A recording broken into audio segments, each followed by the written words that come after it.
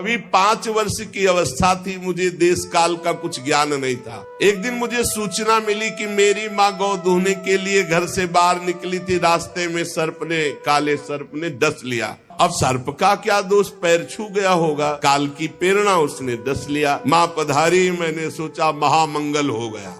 ये लो, मैं तुम्हें अपने पूर्व चरित्र को बताता हूँ देवर्षि नारद। ये पिछले कल्प की बात, युग की नहीं, कल्प की बात। मुझे तीनों काल का ज्ञान है। मैं वेदवादी ब्राह्मणों की एक दासी का लड़का था। ये पहले बहुत सुंदर गंधर्व थे, उपबर्हण, जो देवर्षि नारद जी अपनी कथा सुना रहे कि मैं पूर्व जन्म में दासी पुत्र था, उसके पहले उपबर्हण नाम के गंधर्व थे और बहुत ही सुंदर। इनको इतना सब पसंद करते थे, चाहे कोई भी हो, कि इनका दर्शन करना, इनसे संभाषण करना। चित्ररथ गंधर्व ने 50 दिव्य सुंदर अपनी पुत्रियों को, उपबर्हण को ब्याहा था, बड़े ही सुंदर। एक बार ब्रह्मा जी ने भी इनको अपनी सभा में गाने के लिए बुलाया, उपबर्हण को, भगवान का यश गाने। अब ये उस सभा में तो गए, बहुत रूपवान थे, जो देखे लुभायमान हो जाए। तो ये भगवान का यश न गा करके जो अप्सराएं और सब, तो रूप सौंदर्य सांसारिक गाने लगे। ब्रह्मा जी गए, सभा में बुलाए गए, हरि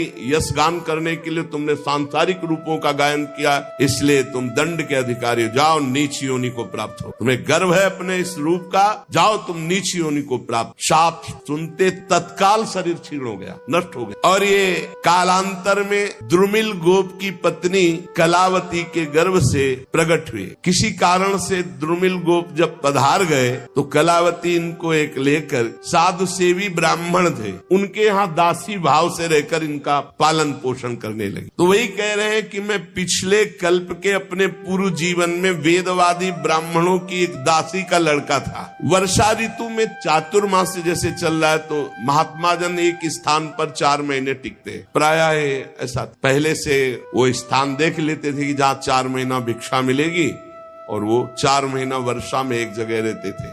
वो जब देव उत्तिष्ठिनी एकादशी आती है तब फिर सब चातुर्मास पूर्ण करके भ्रमण करते थे।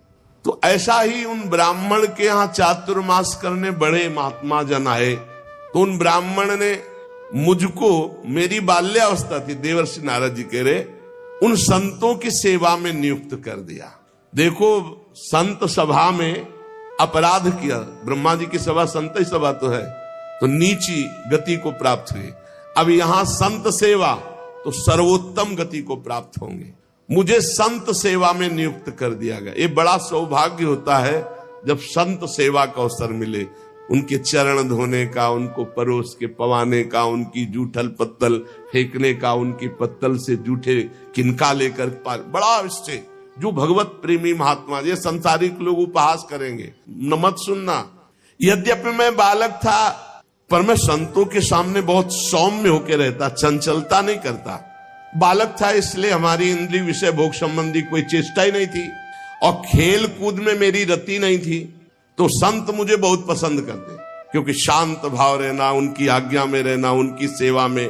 तो सब संत हमें सेवा देते, ए पानी ले आ, ए ऐसा। मेरा शील स्वभाव देखकर समदर्शी सब संतों ने हम पर बड़ी कृपा की। मुझे संतों की जूठी पत्तल फेंकना, उनके पात्र मार्जन करना और उसमें लगा हुआ जूठन निकाल के एकत्रित करके खाना, इससे क्या हुआ, भुंजे तद पास्त किल्विषः, जितने पाप थे सब भस्म हो गए। ये बड़ी बात है, ये बड़ी बात है। सब जनों को यही समझाते, जबरदस्ती आ गए, चलो संत सेवा में, चलो संत सेवा करो, चाहे आपको दोना पत्तल फेंक, कुछ भी करो, संत आ रहे हैं, आप इत्र छिड़को।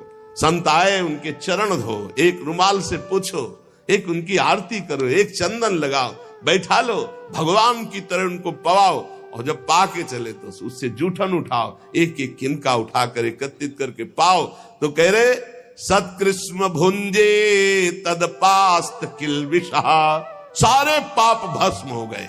जो बर्तनों में, पात्र में लगी हुई जूठन होती, उसको एकत्रित कर लेता और एकांत में उसे पाता तो भगवान के लिए रोना आता, हृदय से सारे पाप नष्ट हो गए। अब तो रोज यही सौभाग्य मिलता, चातुर्मास भर संतों की कथा सुनना बैठकर, उनकी जूठन पाला, उनकी सेवा करना। तो मेरी भगवान श्री हरि में अपार रुचि हो गई। रुचि, पूरा जीवन व्यतीत हो जाता है। उद्देश्य श्री भगवान भले हो, लेकिन रुचि भोग रहती है, रुचि संसार रहती है। रुचि भगवान में हो गई। ये संतों का जूठन, संतों के वचनामृत श्रवण का।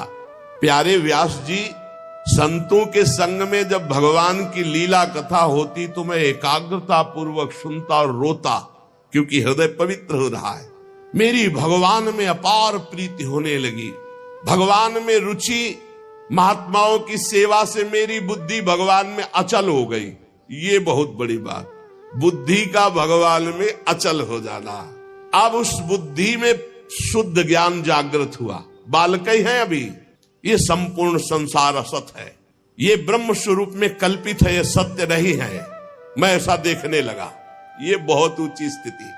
इस प्रकार शरद और वर्षा, इन दो ऋतुओं में तीनों समय महात्माओं का चरण धोना, महात्माओं की जूठन पाना, महात्माओं के वस्त्र धोना, उनके पास बैठकर भगवान की चर्चा सुनना, मेरे चित्त से रजोगुण तमोगुण का पूरा नाश और विशुद्ध त्रिगुणातीत भक्ति का प्रादुर्भाव हो गया।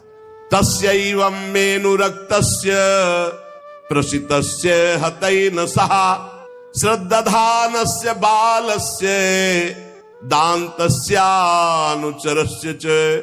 मेरा संतों में बड़ा अनुराग हो गया, बड़ी प्रीति हो गई। मैं विनय पूर्वक संतों से यदि कुछ लेना है तो दैन्य, जैसे भगवान को दैन्य प्रिय से संतोष, मैं विनय पूर्वक बर्ताव करता। संत जन मेरी श्रद्धा, मेरा संयम, मेरी विनम्रता, आज्ञाकारिता, ये देख करके बहुत प्रसन्न हुए। और जब जाने का समय हुआ तो मैं सब संतों के चरणों में लौटकर रोया कि अब कैसे जीऊंगा। 4 महीने आपका सानिध्य, चरणामृत, वचनामृत, उच्छिष्टामृत। उनमें से जो एक महापुरुष थे वे एकांत ले गए और उन्होंने भगवान के गुरुहितम ज्ञान का हमें उपदेश किया, जिसका उपदेश आगे भगवान ने उद्धव जी को किया है 11 स्कंद में। भगवान श्री कृष्ण के माया के प्रभाव को मैं जान गया। अब तो कुछ अच्छा नहीं लगा। कैसे भगवान मिले, कैसे भगवान का दर्शन। सत्य संकल्प व्यास जी पुरुषोत्तम भगवान श्री कृष्ण के प्रति समस्त कर्मों को समर्पित कर देने से और निरंतर भगवान की स्मृति से तीनों तापों का नाश करने वाला शुद्ध ज्ञान प्रकट हो जाता है। वो मेरे हृदय में प्रकट हो गया। अब तो जन्म मृत्यु चक्र में डालने वाली माया का मेरे ऊपर कोई प्रभाव नहीं। बड़ी प्रसन्नता हृदय में, पराभक्ति का प्रादुर्भाव। अब प्रभु का नाम गुण स्मरण बस यही चल पड़ा।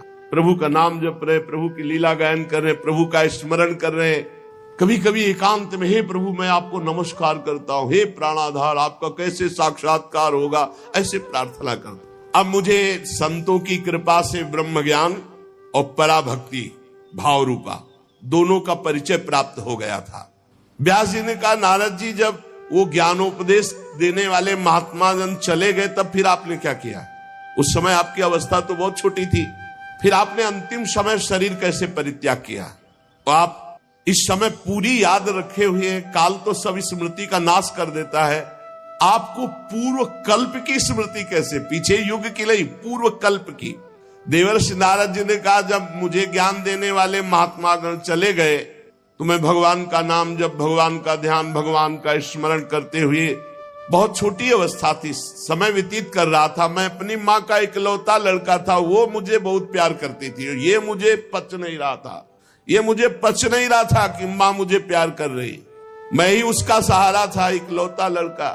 मैंने भगवान से प्रार्थना की, प्रभु माँ के स्नेह पास से मुझे मुक्त करो। देखो, जननी जनक बंद सुत दारा, तन धन धाम सुहृद परिवारा, सबकी ममता ताग बटोरी, मम पद मनई बांध बरडोरी।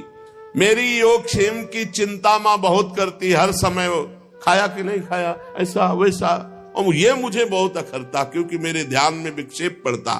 कठपुतली जैसे नचाने वाले की इच्छा के अनुसार नाचती है।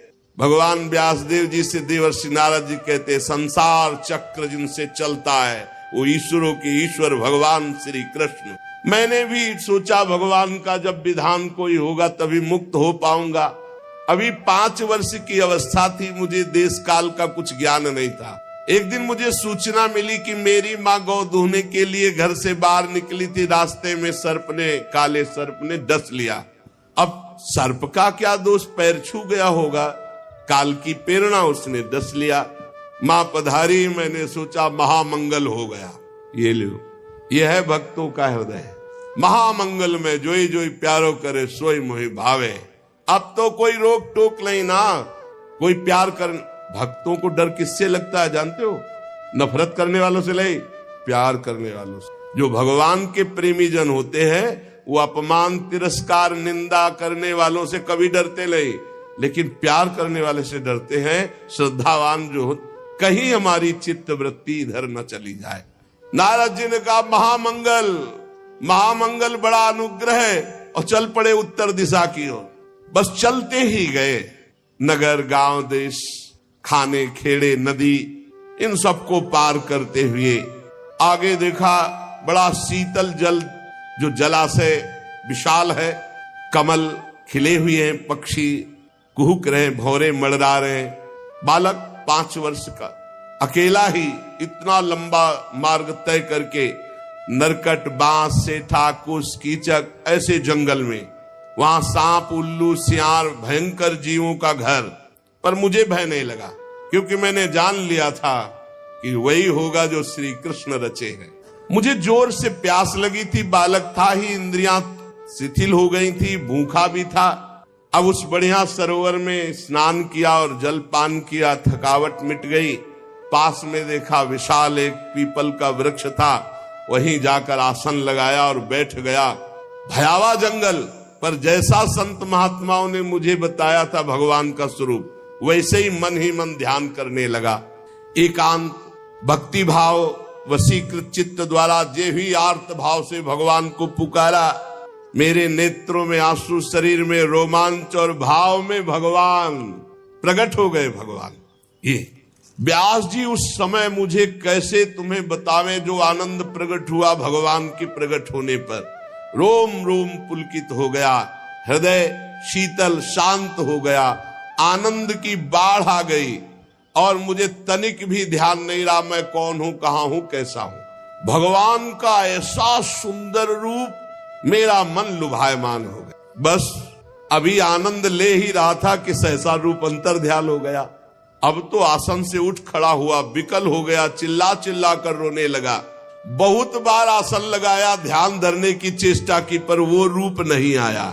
बार बार विकल होकर भगवान को पुकारा, इस रूप के बिना मैं जी नहीं सकता। अतृप्त हो गया, अशांति बढ़ गई, कैसे प्रभु का रूप अब दोबारा देखे। वन में भटकने लगा तो आकाशवाणी हुई, खेद है, इस जन्म में तुम दोबारा दर्शन नहीं कर सकते। अध कचरे योगी को मेरा दर्शन असंभव।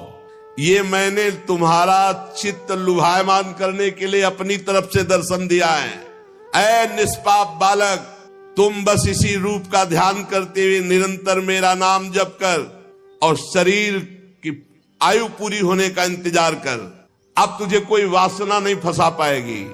अल्पकाल में संत सेवा से तुम्हारी चित्तवृत्ति परम पवित्र हो गई, इसीलिए संत सेवा से प्रभावित होकर मैंने तुम्हें दर्शन दिया, ये तुम्हें लुभायमान करने के लिए।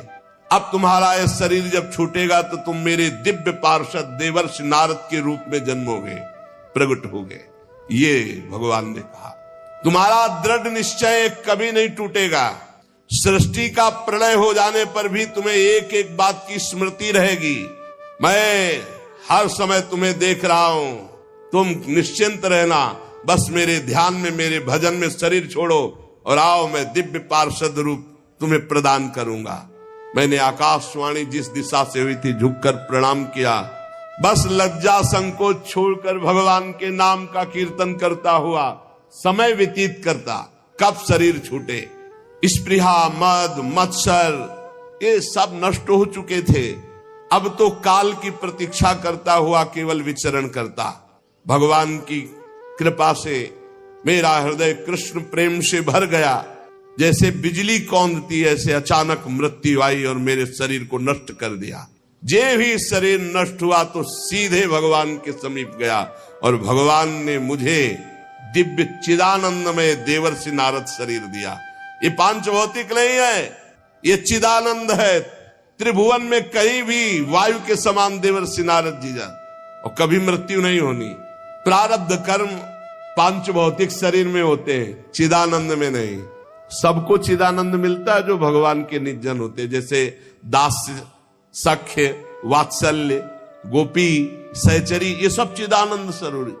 जब भगवान नारायण कारणों प्रणयकालीन समुद्र के जल में शयन करते हैं, उस समय भगवान ब्रह्मा जी सारी सृष्टि को समेट के, जैसे दुकानदार अपनी पूरी दुकान को समेट के घर जाता है, ऐसे सब समेट के भगवान की श्वास के साथ उनके उदर में जाके पूरी सृष्टि लेके शयन करते हैं।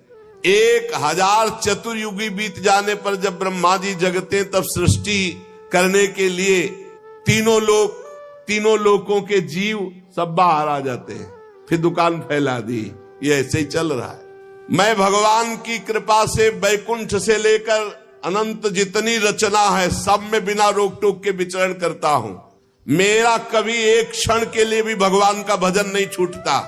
और भगवान ने मुझे अपने कर कमल से स्वर ब्रह्म ये वीणा दी है, और इस वीणा में सारे गा मा पा ध नी, सा सडज, र ऋषभ, गा गांधार, मा मध्यम, पा पंचम, धा धैवत और ना निषाद, ये सातों स्वर, सातों राग, ये सब विराजमान है इस वीणा में। षडज, ऋषभ, गांधार, मध्यम, पंचम, धैवत, निषाद, सारे गा मा पा ध नी, ये विभूषित दिव्य वीणा है।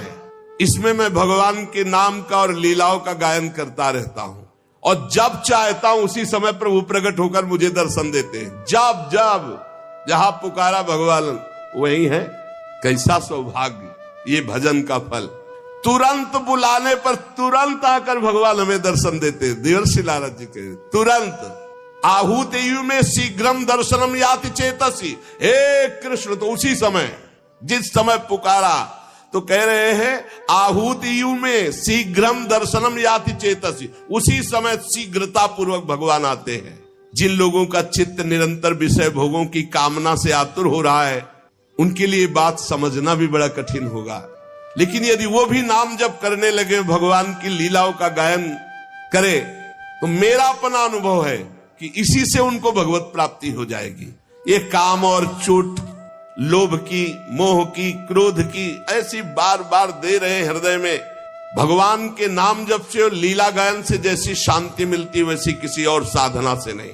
बार बार इस बात को पकड़ लो। यम नियम आदि योग मार्गों से वैसी शांति नहीं मिलती। व्यास जी, आप निष्पाप हैं। आपने मुझसे जो कुछ पूछा था वो अपने जन्म और साधन का रहस्य और आपकी आत्मतुष्टि का उपाय मैंने बतला दिया। श्री श्रुत जी कहते हैं, शौनकादि ऋषियों, देवर्षि नारद जी व्यास जी से इस प्रकार कहकर जाने की अनुमति ली और वीणा में तान छेड़ते हुए स्वच्छंद विचरण करते हुए भगवान का नाम गुण। नारद जी हर समय भगवान का नाम, वो धन्य भाग है उस महाभागवत को जिसकी जिह्वा पे नाम चल रहा है। आहा, अहो देवर्षि धन्योयम यत कीर्तिम सारंग धन्वना, गायन माद्यन निदम तंत्र्या रमयत्यातुरम जगत। हर समय वीणा में नारायण नारायण नारायण नारायण और भगवान की लीलाओं का गायन। धन्य है ये देवर्षि नारद जो सारंग पाणी भगवान श्री हरि की कीर्ति, उनका नाम हर समय आनंद मगन होकर गाते हैं और त्रिभुवन में जिधर जाते हैं उधर मंगल करते हैं, त्रिताप का नाश करते हैं। श्री शौनक जी ने पूछा, सूत जी, सर्वज्ञ एवं सर्वशक्तिमान भगवान व्यास देव जी ने जब नारद जी का ये वचन सुना, फिर उनके चले जाने पर उन्होंने क्या किया? श्री सूत जी ने कहा, ब्रह्म नदी सरस्वती के पश्चिम तट पर शाम्याप्रास नामक एक आश्रम है। वहां ऋषियों के यज्ञ चलते ही रहते हैं। वहीं व्यास जी का अपना आश्रम है। उसके चारों ओर बेर का सुंदर वन है। उस आश्रम में बैठकर उन्होंने आचमन किया, बद्रीवन, और स्वयं अपने मन को समाहित किया। उन्होंने भक्ति योग के द्वारा अपने मन को पूर्णतया एकाग्र और निर्मल करके आदि पुरुष परमात्मा और उनके आश्रय में रहने वाली माया को देखा, जिस माया से मोहित होकर ये जीव तीनों गुणों से अतीत होने पर भी अपने को त्रिगुणात्मक मान लेता है और इस मान्यता के कारण भारी दुख भोगता है, जन्म मरण आदि। इस अनर्थों की शांति का साक्षात साधन है केवल भगवान का निरंतर चिंतन। पकड़ो, संपूर्ण माया से बचने का एकमात्र उपाय है निरंतर भगवान का भजन, निरंतर चिंतन। परंतु संसार के लोग इस बात को नहीं जानते हैं, यही कारण है कि उनकी दुर्गति होती है। बात पकड़ लो। इसीलिए बहुत सरल भावों से भगवान की महिमा, भगवान के सिद्धांत जिसमें भरे पड़े हैं, ऐसे श्रीमद् भागवत की संहिता की रचना की भगवान व्यास देव जी ने। इसके श्रवण मात्र से पुरुषोत्तम भगवान श्री कृष्ण के प्रति परम प्रेममयी भक्ति हो जाती है। जो निरंतर भगवान की भक्ति से हृदय भरा रहता है, उसका परिचय होता है कि निरंतर भगवत स्मरण परायण। भक्ति का क्या स्वरूप है? देवर्षि नारद जी ने बताया, तदर्पिता अखिलाचारिता तद्स्मरणेन परम व्याकुल देती। हर समय भगवान के स्मरण में इतना मगन है कि स्मरण छूटने का आभास मात्र हो जाए तो परम व्याकुल हो जाए, और हर आचरण भगवान को समर्पित। यही परम भक्ति योग है। जो ये भक्ति योग धारण करता है तो उसका शोक नष्ट हो जाता है, मोह नष्ट हो जाता है, भय नष्ट हो जाता है, विकार नष्ट हो जाते हैं, वो निर्विकार हो जाता है। इस महान भागवत संहिता को अपने प्रिय श्री सुखदेव जी को पढ़ा, क्योंकि यही अधिकारी दिखाई दिए भगवान व्यास देव जी। शौनक जी ने पूछा, सुखदेव जी तो अत्यंत निवृत्ति परायण है, वो आत्मा में रमण करते रहते हैं, उनको पढ़ने लिखने का ग्रंथ अभ्यास का कैसे भाव आ गया? 18,000 श्लोक पढ़े कैसे? वो तो अपने स्वरूप में रमण करते हैं। श्री सूत जी ने कहा, जो लोग वास्तविक ज्ञानी हैं, जिनकी अविद्या की गांठ खुल गई है, ऐसे आत्माराम पुरुष भी भगवान श्री कृष्ण की हेतु रहित भक्ति किया करते हैं, क्योंकि भगवान के गुण ही ऐसे हैं। भगवान के गुण बड़े बड़े सिद्ध आत्मारामों को भी आकर्षित कर लेते हैं। श्री सुखदेव जी तो भगवान के भक्तों के अत्यंत प्रिय और स्वयं भगवान वेद व्यास के पुत्र हैं। भगवान के गुणों ने उनके हृदय को अपनी ओर खींच लिया और वो विवश होकर के श्रीमद् भागवत का अध्ययन किया। श्री राधा वल्लभ लाल की जय।